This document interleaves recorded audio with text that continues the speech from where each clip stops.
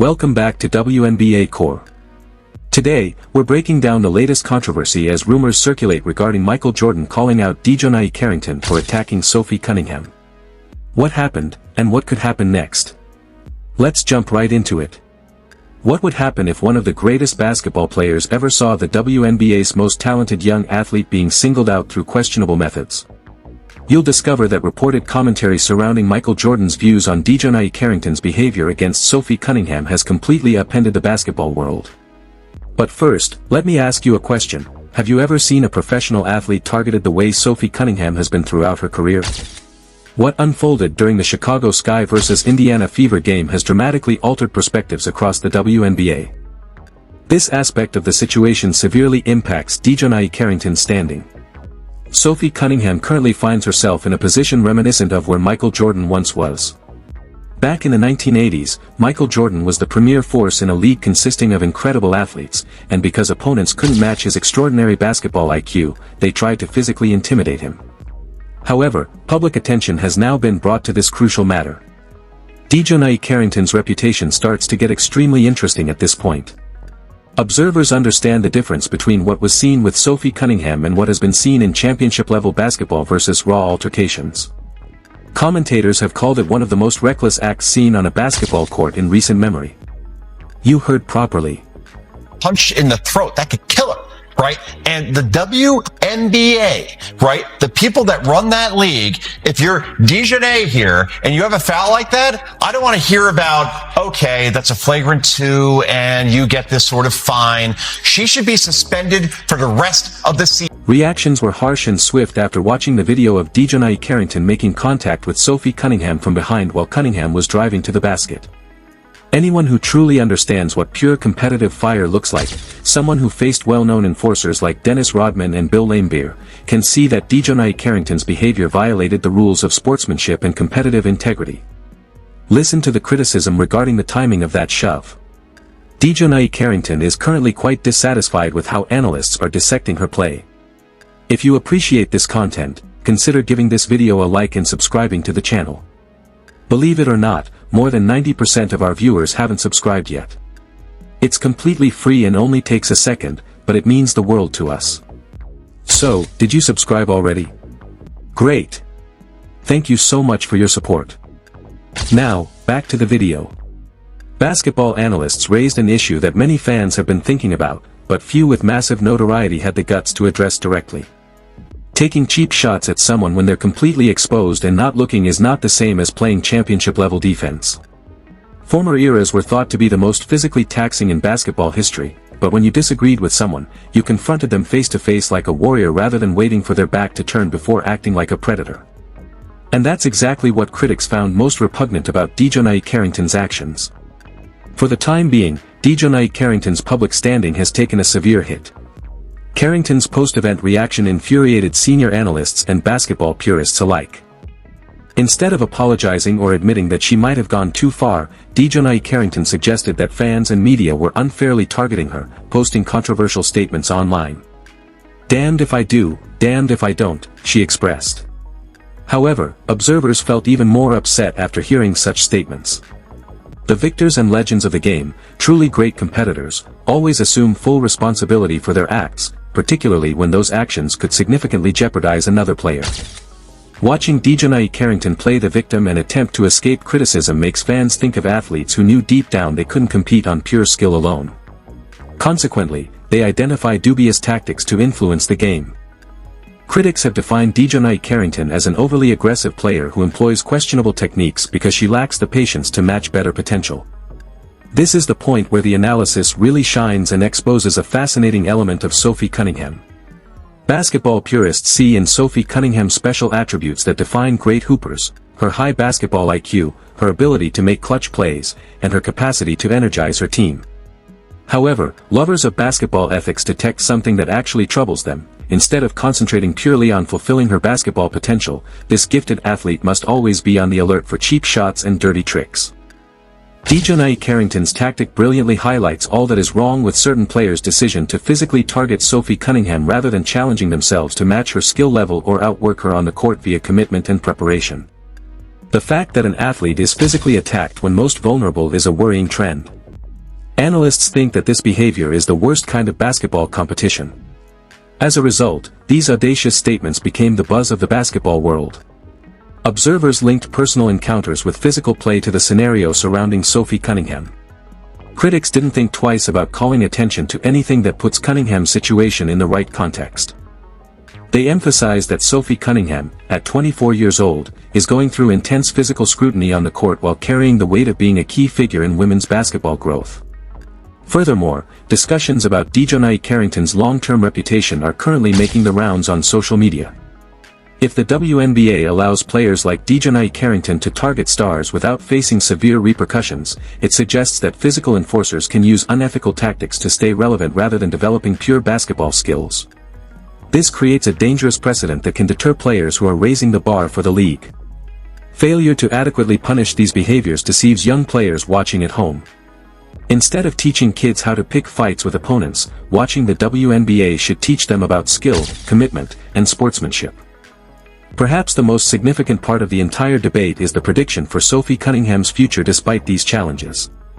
Sophie Cunningham was molded by adversity, and every cheap shot, foul play, and attempt to intimidate her only makes her more determined to prove her superiority through skill alone.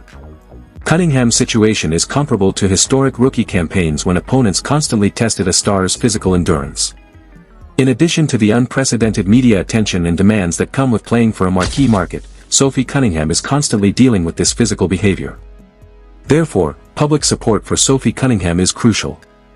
It protects more than just a talented athlete, it defends the intrinsic purity of basketball.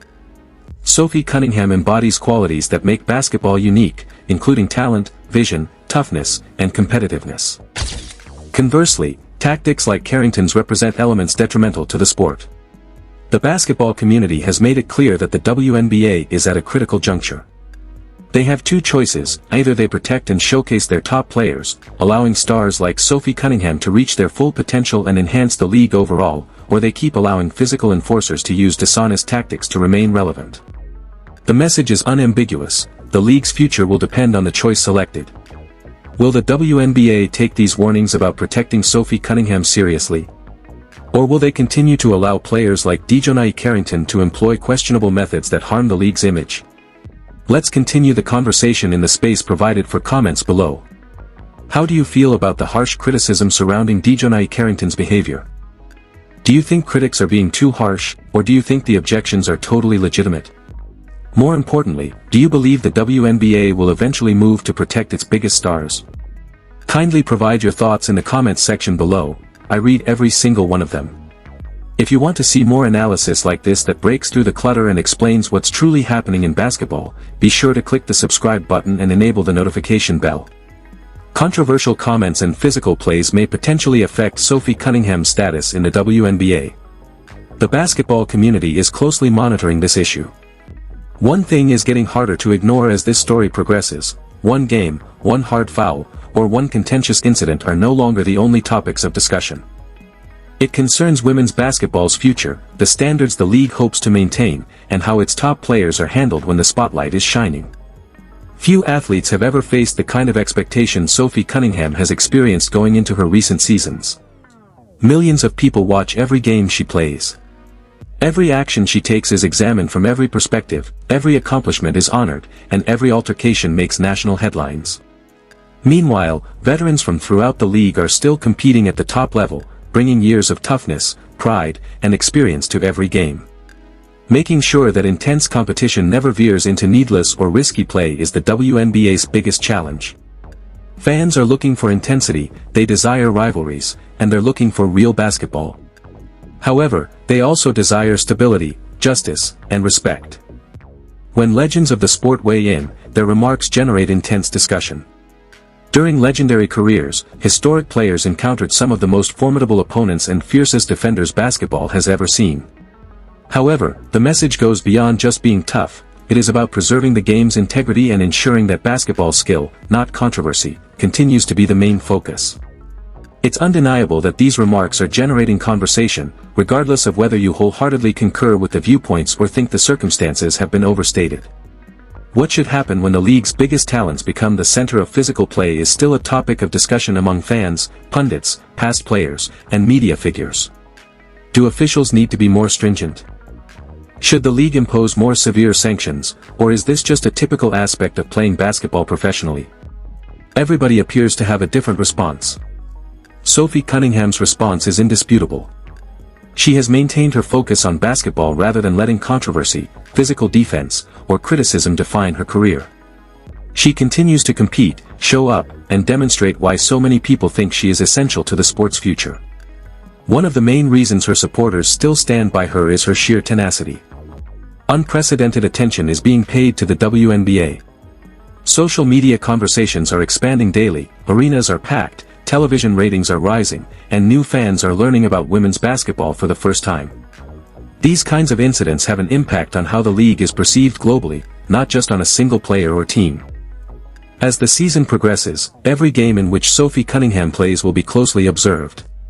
Every contentious play will be examined, every official decision will be challenged, and each game will contribute to the story of one of the most talked about seasons in WNBA history.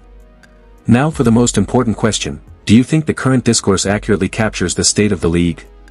Do you believe the WNBA is taking sufficient precautions to safeguard its stars while still permitting competitive physical basketball? And how do you think the league, Dijonai Carrington, and Sophie Cunningham will be affected going forward? I genuinely want to know what basketball fans around the world think, so please share your thoughts in the comments section below.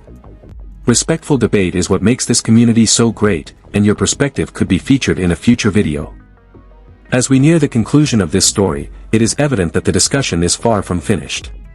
What started as a controversial moment on the court has turned into a much bigger discussion about competition, respect, accountability, and the future of women's basketball. Sophie Cunningham has found herself at the center of a situation that has attracted enormous attention. Whether you support her, criticize her, or simply want to understand what really happened, there is no denying that this story has created a massive debate across the basketball world. The WNBA is growing faster than ever, and with that growth comes an incredible level of attention. Every game is being watched closely, every hard foul is analyzed, every reaction becomes a headline, and every controversial moment can spread across social media within minutes. That means the league has an important responsibility to make sure that the intensity and physicality fans love never crosses the line into unnecessary or dangerous behavior. Fans don't want a boring game, they want passion, they desire rivalries, and they want players competing with everything they have. But they also want fairness, sportsmanship, and consistent standards for everyone. That's why moments like this matter so much. They don't just affect Sophie Cunningham or Dijonai Carrington, they can impact how millions of people view the entire league. Now all eyes are on what happens next. Will the WNBA respond strongly? Will officials become more forceful in safeguarding players during difficult situations? Or will this eventually become another chapter in the lengthy history of fierce basketball rivalries? Only time will tell. One thing we know for sure is that Sophie Cunningham has continued to display the kind of determination that has made her such an exciting player to watch. Instead of allowing outside noise to entirely rule the debate, she lets her performance on the court speak louder than anything stated on social media. That's what makes sports so unpredictable. One game can change the narrative, one performance can silence the critics, and one unforgettable moment can become part of basketball history forever. So now I want to hear directly from you. What do you think about everything that has happened? Do you believe Dijonai Carrington crossed the line? Do you think the WNBA needs stronger rules and stricter consequences when situations like this happen? Or do you believe physicality is simply part of professional basketball and that fans are making the situation bigger than it needs to be?